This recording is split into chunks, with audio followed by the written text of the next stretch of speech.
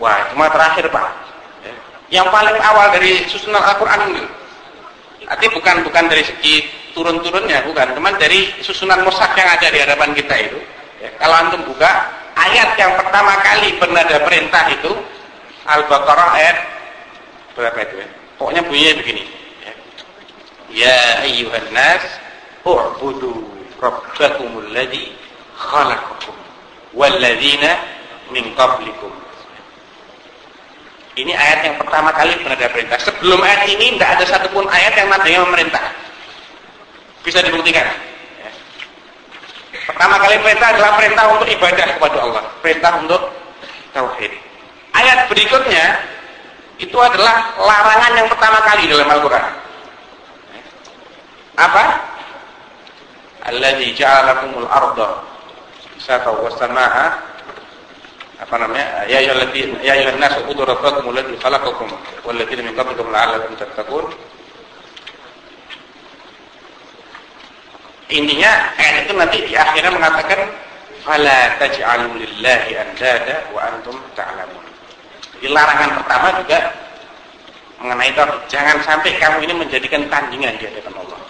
Kalau perintah pertamanya tauhid, larangan pertamanya adalah larangan untuk syirik, berarti jelas bahwasanya tauhid ini merupakan hal pertama dan terakhir yang harus kita perhatikan.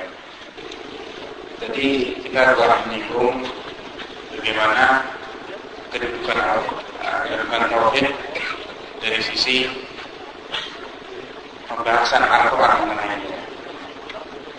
Kalau semua ayat itu mengarah kepada tauhid, maka kita saksikan juga bahwasanya surat yang pertama berbicara tentang tauhid, surat yang terakhir juga berbicara tentang tauhid, ayat paling agung dalam Al-Quran juga berbicara tentang tauhid. Perintah pertama dalam Al-Quran adalah perintah tentang tauhid, dan larangan pertama adalah larangan tentang syirik. Maka jelas bahwa tauhid ini harus menjadi perhatian pertama dan terakhir. Urgensi lainnya ialah bahwasanya tauhid merupakan sebab turunnya hidayah dan rasa aman. Allah berfirman, "Alladzina amanu wa lam yalbisu imanahum bidzulm, ulaika lahumul amnu wa hum muhtadun." Orang-orang yang beriman dan tidak mencampuri keimanan mereka dengan kezaliman, maka mereka itulah yang mendapat keamanan dan mendapat hidayah. Ketika ayat ini turun, para sahabat sedih bukan keparang. Mereka mengeluh, "Ya Rasulullah, ayyuna lam yulbis imanahu bidzulm." Emang siapa di antara kita yang tidak mencampuri imannya dengan perbuatan zalim? Kata Rasulullah, bukan zalim yang kalian pahami yang dimaksud oleh ayat ini, tapi yang dimaksud ayat ini adalah zalim yang disinggung oleh Luqman Al-Hakim ketika menasihati ayatnya dalam surat Luqman. Mengatakan, "Ya bunayya la tusyrik billah, inna syirka la zulmun 'adzim." Wahai putraku, jangan sampai kamu ini berbuat syirik. Syirik itu kezaliman yang paling besar. Jadi kezaliman yang dimaksud dalam ayat yang tadi itu, alladzina amanu wa lam yalbisu imanahum bidzulm, orang yang beriman yang tidak mencampuri imannya dengan kezaliman, artinya tidak mencampuri imannya dengan syirik.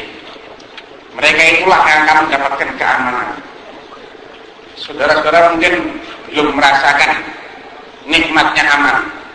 Karena apa? Kenikmatan itu baru terasa kalau sudah hilang dari kita. Kalau kita belum pernah tinggal di daerah yang konflik seperti Palestina, Irak sekarang, atau di Afghanistan, kita belum bisa merasakan betapa agungnya nikmat keimanan, nikmat aman. Bahkan nikmat yang aman, nikmat aman itu didahulukan daripada nikmat makan dan minum. Wa nabluwannakum bisyai'in minal khawf wal ju' wa naqsin minal amwali wal auladi wath thamarat.